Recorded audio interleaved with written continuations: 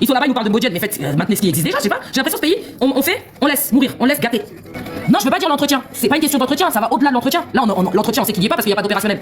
Il n'y a pas de suivi. Il n'y a pas de management.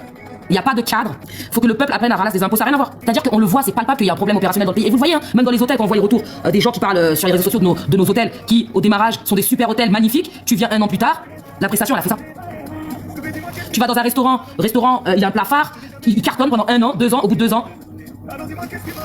Oui, mais c'est un budget, ça n'a rien à voir. Les équipes sont là.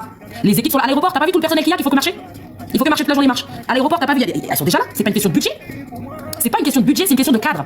C'est une question de discipline et de rigueur. Et c'est une question surtout de contrôle et de veille.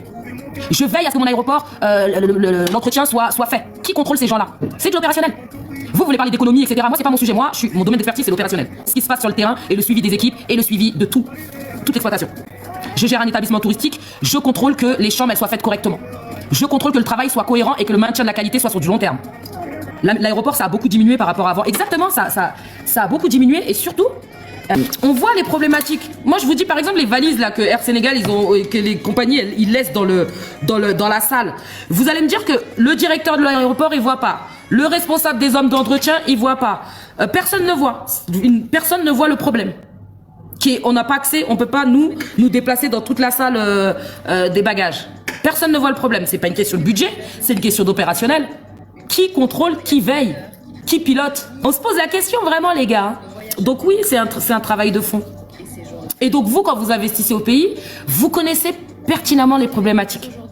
Bravo, bien dit. Merci. Ah ok, l'homme qu'il faut à ma place qu'il faut. À la place qu'il faut, exactement.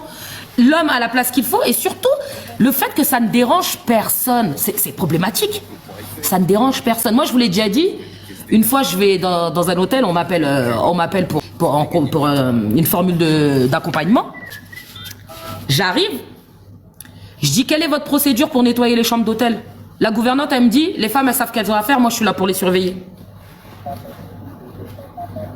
J'ai bugué. Ça veut dire chaque chambre était nettoyée différemment. Il n'y avait pas une procédure de nettoyage claire ou... c'est un problème de pilotage parce qu'ils avaient des problèmes de propreté dans cet hôtel-là.